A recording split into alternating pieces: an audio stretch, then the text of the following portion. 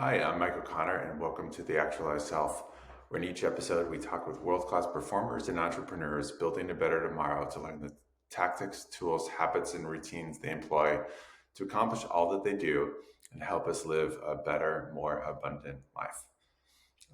Today's a unique episode in that it's essentially just a solo conversation where I walk through some of my big sort of meta takeaways and really specific practices that some of our guests have helped me learn, adopt, and iterate a bit on, and that I found really helpful in terms of my own life, in terms of my own sort of journey as a sort of solo entrepreneur, and in terms of just sort of organizing my time, working with greater intentionality, and I think dealing with the sort of demands that everybody sort of deals with, right? Sort of like family and job and the different pieces that you're sort of balancing uh, with terms of sort of like mental acuity, mental clarity, and just sort of that sort of attacking things so that you feel like you're doing them well, doing them with purpose, and doing them hopefully with a bit of sort of joy along the way, right? So excited to share three practices that I've sort of like just picked up and iterated, etc. Actually, as a result of doing this show. So I'll go ahead and dive right in. The first one, which I'm excited to tell you guys about, is actually a combination that I've sort of picked up from two different guests. Jimmy Rose was one of our first guests. He was the one that is a world-class automation expert. And if you Google, pieces on automation or Zapier or some of the sort of other automation tools, you're likely to actually see Jimmy's name come up really high in the search results. His SEO actually sort of performs to sort of put his name at the very top of those searches. He uses something called the Triage To Do list, which I found incredibly helpful.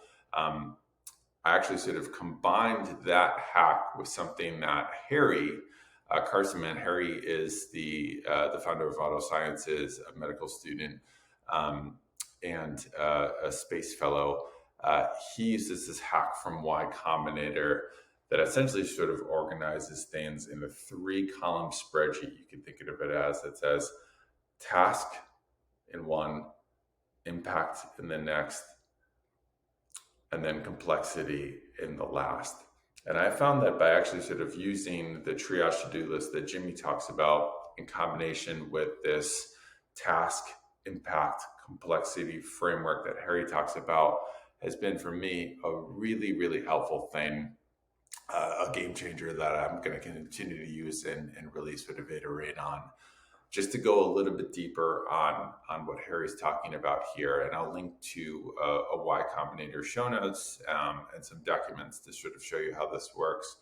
But essentially, we all have the list of tasks that we need to do in a day, right? All the things that we sort of need to do.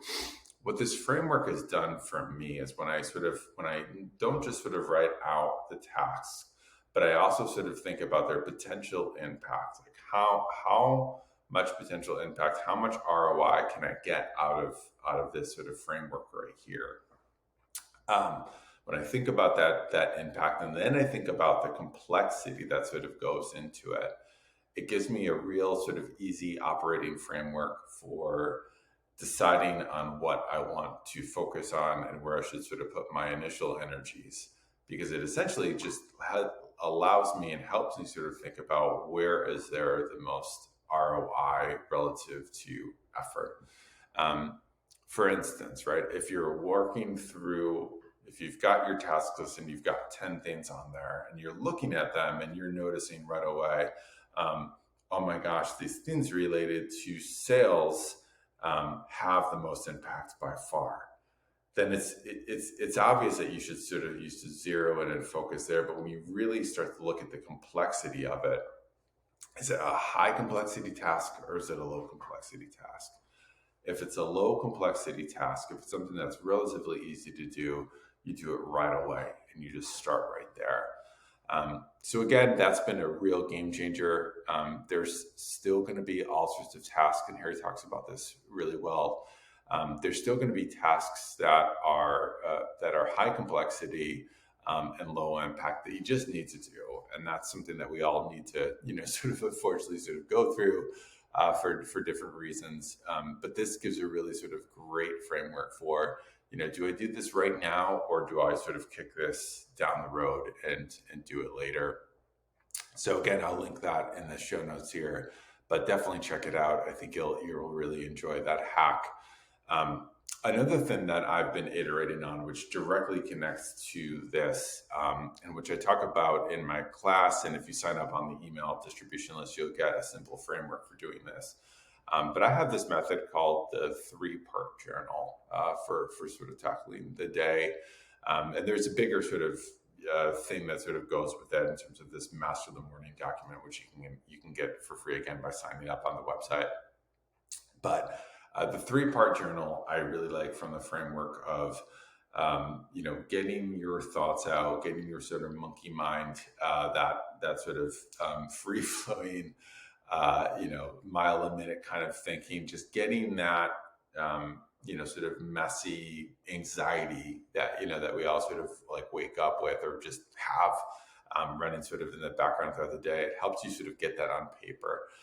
And something about sort of getting it out on paper and just doing this 5-minute journal exercise of just like writing it down, I found it's just such a great practice for me, and something that's been super helpful. So the first part of this 3-part journal is I actually have mine labeled the Monkey Mind Journal, but just like 5 minutes of just like getting the thoughts of just getting it all out, right? The second piece that I found really sort of helpful immediately after that, so that's 5 minutes, and then just spending another 3 to 5 minutes on gratitude. There's all sorts of frameworks. I go into more detail on how to do this.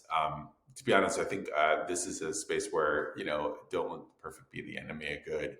I think simply sort of writing things that you're grateful for with an eye for specificity and with an eye for recency. So things that have happened within the last day or two that make you really grateful is a helpful practice. And for sake of ease, I go into a little bit more detail on this on the if you sign up. But simply doing it, I think, is the most important thing, right? So just writing things you're grateful down. I don't think you even need a target number. Spending 3 to 5 minutes, again, some degree of specificity and recency, I think, are helpful. But just do it. I think you'll find it to be a really helpful practice. The third part of that, which I was sort of using before, and I've just switched up the framework a little bit, was my sort of quote unquote get to do list. Something about that sort of simple reframe of like, hey, I get to do this. I have the privilege of doing this. I found really helpful. James Clear cites some interesting studies around why that reframe is particularly useful. But again, that sort of get to do list, which we sort of combine with that sort of triage to do list and that 3-column piece above, I found really, really helpful, right? So again, really sort of simple practice, 3 parts: brain dump, gratitude, and get to do. I think you'll really sort of enjoy doing this. The last thing that I'm going to talk about is a practice that I've used for high performance situations, and I've implemented this personally quite a bit. But I've also used it in coaching practices with high performance students, with people that are career transitioning and have interview anxiety. I've used this with some friends that were doing TED Talks or big public performances, and wanted to just sort of like, channel that, that sort of anxiety in a sort of more productive way. But this is actually a sort of practice that I picked up from the book, The Art of Learning by Josh Waitzkin. Josh was this incredible chess prodigy. He's the movie book, Searching for Bobby Fischer, is actually based on young Josh Waitzkin's life. He's since gone on to do this incredible work in performance coaching, I've got all these small worlds connections to him. He sounds like this really incredible, mindful guy. He's now this uh, Brazilian jiu-jitsu competitor, world-class surfer, and all this other stuff. Anyway, I could keep talking about Josh.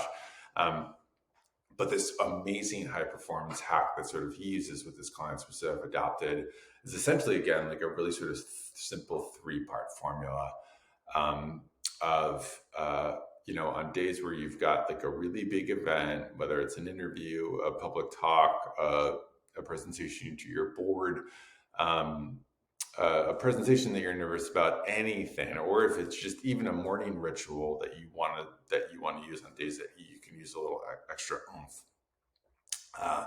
3 parts are exercise, mindfulness, and then what I call a pump up song. All right.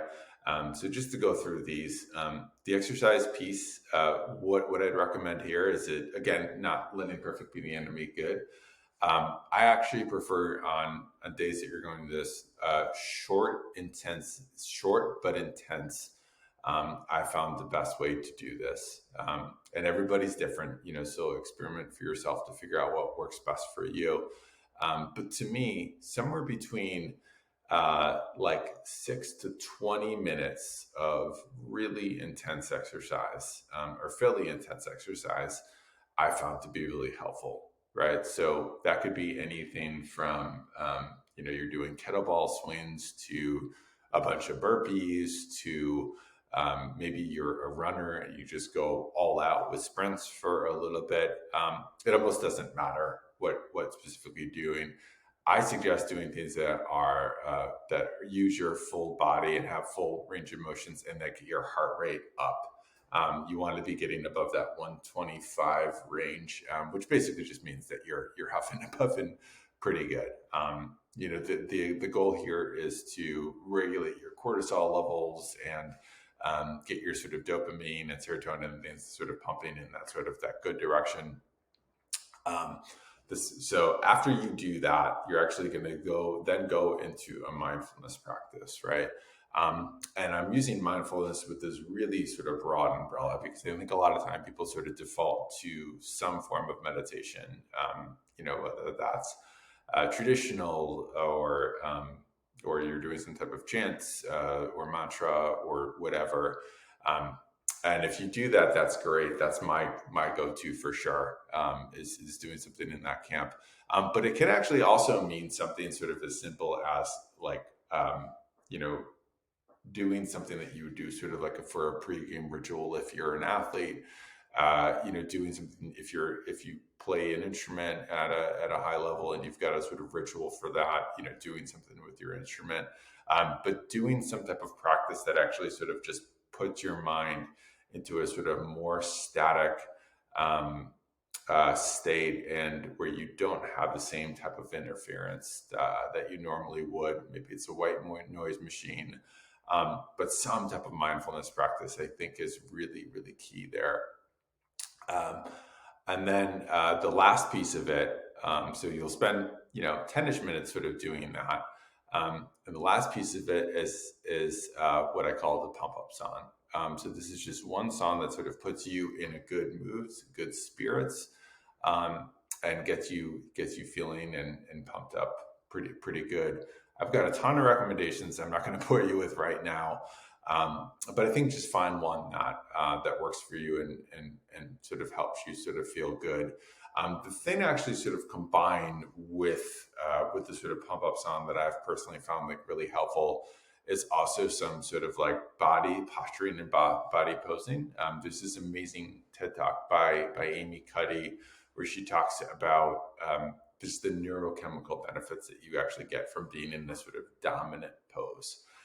So again, if you're going into this high performance situation, be it an interview or be it something like that, the exercise combined with just a little bit of, movement through the pump up song or whatever will sort of organically sort of get you in that space, but actually sort of doing like a power pose for a little bit or some type of sort of dominant position pose, maybe your hands up or over your head, or you've got your hands on your hips or something like that. Any of those actually sort of help quite a bit.